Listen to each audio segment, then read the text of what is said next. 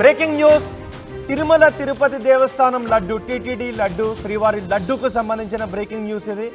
YCP హయాంలో తిరుమల లడ్డూలో జంతువుల కొవ్వు వినియోగించారు అంటూ చంద్రబాబు చేసిన వ్యాఖ్యలపై రాజకీయ దుమారం రేగుతోంది. దీన్ని వైసీపీ నేతలు కూడా ఖండిస్తున్నారు. అయితే నిన్న స్వయంగా చంద్రబాబు, ఏపీ ముఖ్యమంత్రి చంద్రబాబు ఈ ఆరోపణలు చేశారు. ఈ విషయాన్ని ఎన్డీడీబీ కాల్ఫ్ ల్యాబ్ ధృవీకరించింది అంటూ ఆధారాలు బయటపెట్టింది టీడీపీ. జూలై 8, 2024న శాంపిల్స్ ల్యాబ్కు పంపించగా జూలై 17న నివేదికనిచ్చింది ఎన్డీడీబీ కాల్ఫ్ ల్యాబ్ అని చెప్తున్నారు. నెయ్యిలో సోయాబీన్, పొద్దుతిరుగుడు, ఆలివ్, గోధుమ బీన్, మొక్కజొన్న, పత్తి గింజల నూనెతో పాటు ఫిష్ ఆయిల్, పామ్ ఆయిల్, గొడ్డు కొవ్వు వాడినట్లుగా నిరూపితమైంది అని ఆనం వెంకటరమణారెడ్డి కూడా చెప్తున్నారు. వైసీపీ హయాంలో నెయ్యి కొనుగోళ్లలో ఎలాంటి నాణ్యతా ప్రమాణాలు పాటించలేదు. జంతువుల కొవ్వు నుంచి తీసిన ఆయిల్తో లడ్డూలు, అన్నప్రసాదాలు తయారు చేశారు అంటూ ఆరోపించారు. ఆరోపణలకి ల్యాబ్లో వచ్చిన టెస్ట్ రిపోర్టే నిదర్శనం అని టీడీపీ నేతలు చెప్తున్నారు. దీనిపైన కిరణ్ రాయల్ కూడా, మనకి జనసేన నేత కిరణ్ రాయల్ కూడా స్పందించడానికి అందుబాటులో ఉన్నారు. కిరణ్ రాయల్ కూడా టీటీడీ ప్రక్షాళన జరగాలి, టీటీడీలో చాలా అవకతవకలు జరిగాయి గత ప్రభుత్వ హయాంలో, వాటన్నిటిపైన విచారణ జరపాలి, ప్రక్షాళన జరపాలి అంటూ ఆయన టీటీడీ ప్రక్షాళనకు పోరాటం కూడా చేస్తున్నారు. ఒకసారి కిరణ్ రాయల్తో మాట్లాడదాం. కిరణ్ రాయల్ గారు నమస్తే. రోహిత్ గారు. కిరణ్ రాయల్ గారు నమస్తే అండి. ఏంటి నిన్న చంద్రబాబు ఆరోపణలు చేశారు, వైసీపీ నేతలు దాన్ని ఖండిస్తున్నారు, ల్యాబ్ రిపోర్ట్ కూడా పాజిటివ్గా వచ్చిందని చెప్తున్నారు. అసలు ఏం జరుగుతోంది టీటీడీలో? సార్ ఒకటే అండి, ఆర్టీవీ ప్రేక్షకులందరూ నమస్కారం సార్. ఈ విషయము చాలా బాధాకర విషయం. ఒక ధార్మిక క్షేత్రం వెంకటేశ్వర స్వామి భక్తులు, కోట్లాది మంది భక్తుల మనోభావాలను దెబ్బతీసే విధంగా ఈరోజు ఆ ప్రభుత్వం చేసింది ఈరోజు బయటపడడం చాలా బాధాకరం.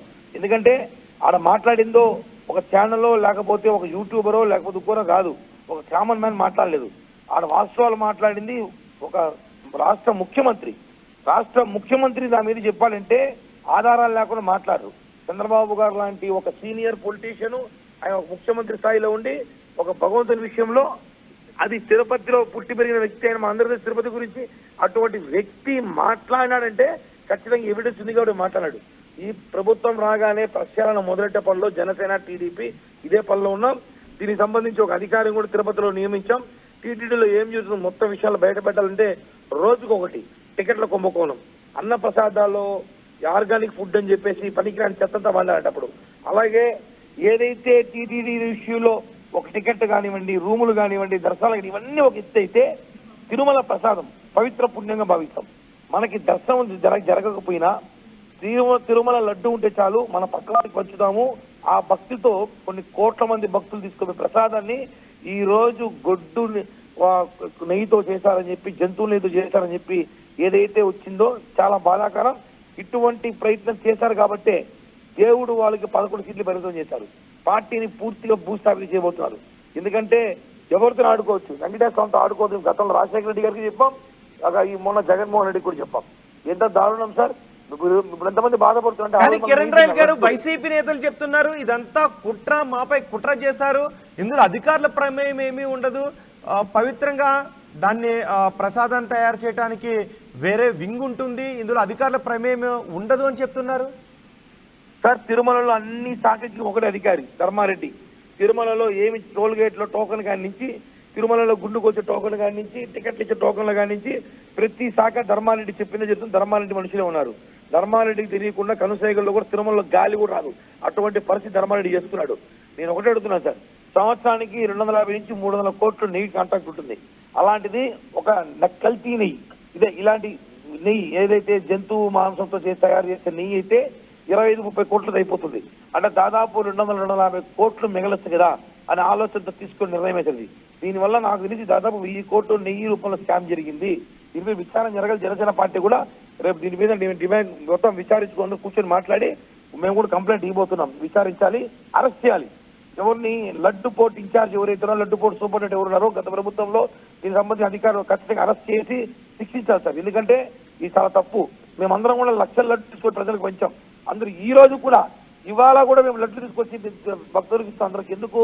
భక్తితో. అలాంటిది వీళ్ళు అలా ఆ నెయ్యితో చేశారని చెప్పి తెలియడం చాలా బాధగా ఉంది. ఎందుకంటే సార్ మీరు అబ్జర్వ్ చేయండి, గత ప్రభుత్వంలో లడ్లు 2 రోజుల నుంచి ఉండేది కాదు. లడ్డు కూడా రుచి ఉండేది కాదు. ఇప్పుడు చూడండి లడ్డు ఎలా ఉన్నాయో, ఎంత టేస్ట్ చూడండి.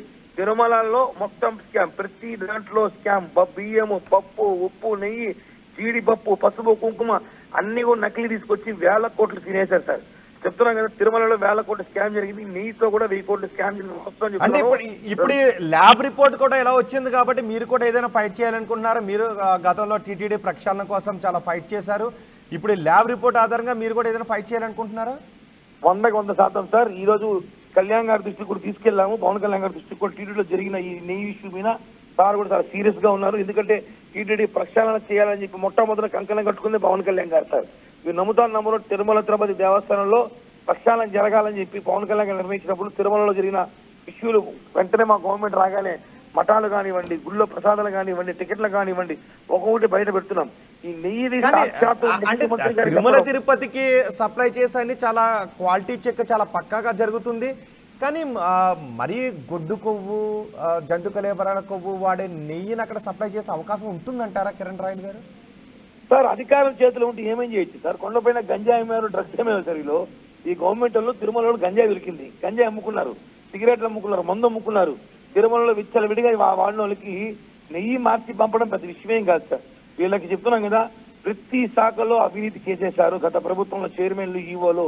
కాబట్టి చెప్తున్నాం, ఈ రిపోర్టు పెట్టుకొని మేము ఆల్రెడీ రిపోర్ట్ వచ్చింది కాబట్టి ఇంకా ఫైట్ చేయడానికి కాదు, శిక్ష పడాలి వీళ్ళు ఖచ్చితంగా.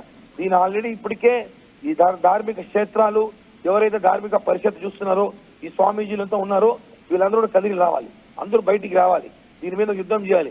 ధర్మారెడ్డిని, సుబ్బారెడ్డిని, కరుణాకర్ రెడ్డి ఎవరైతే గత ప్రభుత్వం వీళ్ళందరూ అరెస్ట్ చేయాలి. లేకపోతే నిజంగానే మా మనోభావాలు దెబ్బతింటాయి సార్. ఎందుకంటే ప్రసాదంతో ఆడుకోవడం సార్ 1000 కోట్లు స్కామ్ చేయడం. దీన్ని సీరియస్ గా తీసుకోవాలి సార్.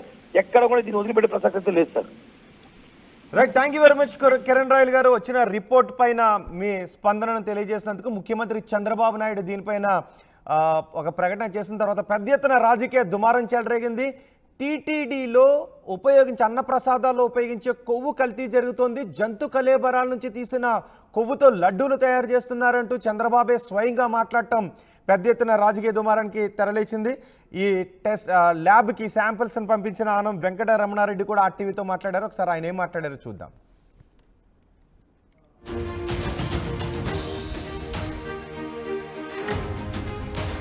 దగ్గర ఇచ్చే లడ్లలో సైతం కల్తీమయమైంది. దీని మీద రాష్ట్ర ముఖ్యమంత్రి చంద్రబాబు నాయుడు కూడా ఇందాక కొద్దిసేపటి కిందట ఆయన ప్రకటించడం జరిగింది. అయితే పూర్తి వివరాలతో రాష్ట్ర తెలుగుదేశం పార్టీ అధికార ప్రతినిధి ఆనం వెంకటరమణారెడ్డి మొత్తం ప్రూఫ్స్ ఒక 3-4 టెస్టులతో సహా ఆధారాలతో సహా ఆయన బయట పెట్టడం జరిగింది. ప్రస్తుతం మనతో ఆయన ఉన్నారు, ఆయన మాట్లాడారు. సార్ నమస్తే. చెప్పండి, అసలు వెంకటేశ్వర స్వామినే అంత మోసం చేశారంటే ఎవరు అసలు ఆశ్చర్యకరంగా ఉంది. ఏం ఆశ్చర్యం లేదండి, ఎందుకు ఆశ్చర్యపడాలా? వెంకటేశ్వర స్వామిని వాళ్ళు ఎప్పుడు నమ్మలా. కొత్త కాదు కదా, మేము గత 5 ఏళ్ల నుంచి చెప్తానే ఉన్నాం వెంకటేశ్వర స్వామి అంటే లీస్ట్ భక్తి లేదు, వాళ్ళకి ఇంట్రెస్ట్ లేదు, వాళ్ళు నమ్మరు అని చెప్పి వాళ్ళని మేమేం తక్కువ చూడలేదే. ఎవరి రిలీజన్ వాళ్ళది, ఎవరు ఏ దేవుడిని కొలుచుకోవాలనేది వాళ్ళ ఇష్టం. కానీ నువ్వు నమ్మనప్పుడు నువ్వు అన్యాయం చేయడం తప్పు అంట. నువ్వు అన్యాయం చేయడం తప్పు వెంకటేశ్వర స్వామిని నువ్వు నమ్మబడలే, అది నీ ఇష్టం. Whether you believe in Lord Jesus or you believe in Lord Allah, it's your choice, personal choice. దానికి నేను కానీ ఎవ్వరు కానీ దాని మీద కమెంట్ చేసేదానికి కానీ ఏలెత్తి చూపించే ఇది రైట్ కూడా లేదు మాకు. కాకపోతే మేము చెప్పేది ఒకటే, నువ్వు నమ్మనప్పుడు నువ్వు మాకు న్యాయం చేయబాకు, అన్యాయం చేయకూడదు. నువ్వు న్యాయం చేయమని నేను అడగటంలా, నువ్వు అన్యాయం చేయొద్దు అంటున్నా. ఈరోజు వెంకటేశ్వర స్వామికి ఎన్ని వేల సంవత్సరాల్లో ఎన్ని లక్షల సంవత్సరాల్లో మాకు తెలీదు, ఎవరికి తెలీదు. ఎప్పుడు వచ్చాడో అక్కడికి, ఎప్పుడు లేనిది ఈరోజు మీరు పంది మాంసం కూడా కలిపారేమో అని అనుమానం వస్తుంది. ఇప్పుడు పంది మాంసం, కుక్క మాంసం, లార్డ్ అంటే ఏంది, యానిమల్ ఫ్యాట్, దాంట్లో ఏ యానిమల్ అనేటో ఎవరికి తెలుసు. అంటే పశువుల కొవ్వు కలిపి ఆ ఆయిల్ని మీరు ఇచ్చేస్తే ఇది ఏంది అని అంటుండ. హిందూ మనోభావాలు కాదు, ప్రపంచంలో ఉండే ప్రతి హిందూ మనోభావాలు ఈరోజు దెబ్బతిన్నాయి. దీనికి ప్రాయశ్చిత్తం ఒకటే గుర్తుపెట్టుకోండి, వెంకటేశ్వర స్వామితో పెట్టుకున్న ఏ నా కొడుకు, సారీ నేను ఈ భాష వాడుతున్నా కానీ నేను కోపంలో ఉన్నా, ఏ నా కొడుకు బాగుపడిన చరిత్ర లేదు, బాగుపడరని కూడా నేను మనవి చేస్తాను. సార్ అసలు ఆ ప్రసాదము లడ్డు అంటేనే ఆ స్మెల్ ఆ ఇదే వేరు. గతంలో స్వచ్ఛమైన నేతితో ఇది చేశారు. మీరు ఎలా గుర్తించారు? అసలు ఏం జరిగింది? గత 4 ఏళ్లుగా లడ్డులో వాసన వస్తుంది, లడ్డు బాగలేదు, తిరుమలలో పెట్టే ప్రసాదం బాగలేదు, తిరుమలలో పెట్టే భోజనాలు దరిద్రంగా ఉన్నాయి. సగం మంది భోజనాలు మనం ఎన్నో వీడియోలు చూసాం, భోజనం వదిలేసి వెళ్ళిపోయారు. దాని తర్వాత ఒక ముగ్గురుతో బృందం పెట్టి డాక్టర్ సురేంద్రనాథ్ అంటే NDRIలో ప్రిన్సిపల్ సెక్రటరీగా రిటైర్ అయిన వ్యక్తి, స్వర్ణలత గారు తెలంగాణ వెటనరీ సైన్సెస్లో సీనియర్ ప్రొఫెసర్, ఇటువంటి మేధావులను తీసుకొని వచ్చి పెట్టి దాన్ని ఏ విధంగా మనం ఇది చేయాలన్నప్పుడు ఇవన్నీ బయటపడడం జరిగింది. ఈ టెస్టులకు పంపించడం జరిగింది. వచ్చినప్పుడు ఆ టెస్ట్ రిపోర్ట్స్ వచ్చినాయి.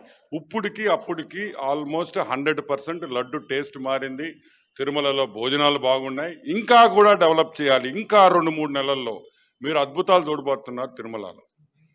ఇంకా మంచి భోజనాలు, ఇంకా మంచి లడ్డు, పాత టేస్ట్ ఏ విధంగా ఉండిందో ఆ టేస్ట్కి కూడా తీసుకొని వస్తాము, ఇంకా ఇంప్రూవ్ చేస్తాము అని కూడా నేను మనవి చేస్తాను.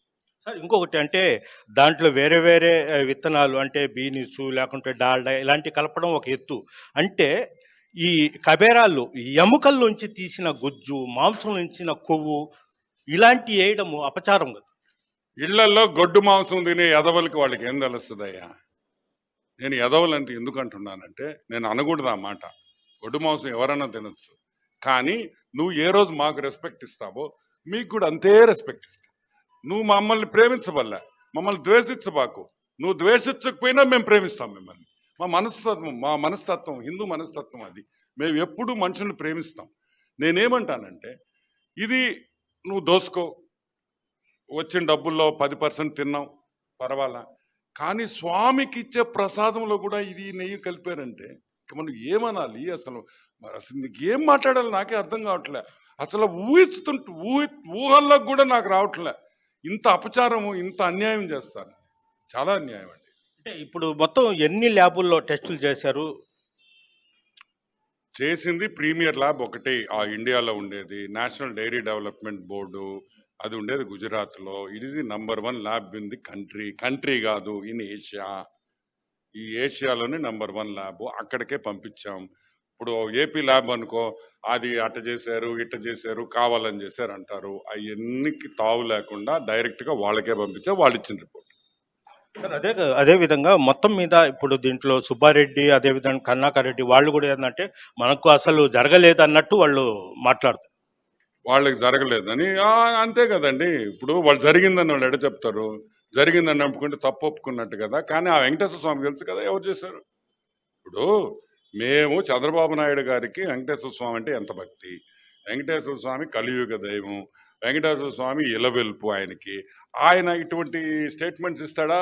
వెంకటేశ్వర స్వామి చిన్న విషయం కాదు కదా. ఇంకా రాజకీయంగా మనం ఏమైనా విమర్శించవచ్చు, కానీ దేవుడి దగ్గరికి వచ్చేటప్పుడు దేవుడిని నమ్మినోడు ఎవడు ఇటువంటి విమర్శలు చేయరు.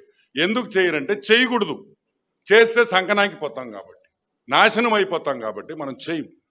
కానీ ఈ వాస్తవాలు కాబట్టి ఈరోజు చేస్తున్నాము. దానికి తగిన శిక్ష కూడా ఉంటుంది. మమ్మల్ని తప్పించుకోవచ్చేమో, వెంకటేశ్వర స్వామిని తప్పించుకోలేరు, గుర్తుపెట్టుకోండి. Okay, thank you sir. ఇది ఖచ్చితంగా ఈ కల్తీ చేసిన వాళ్ళని వదిలే ప్రసక్తి లేదు. ప్రభుత్వం కఠినంగా శిక్షిస్తుందని కూడా వెంకటరమణ చెప్తున్నారు.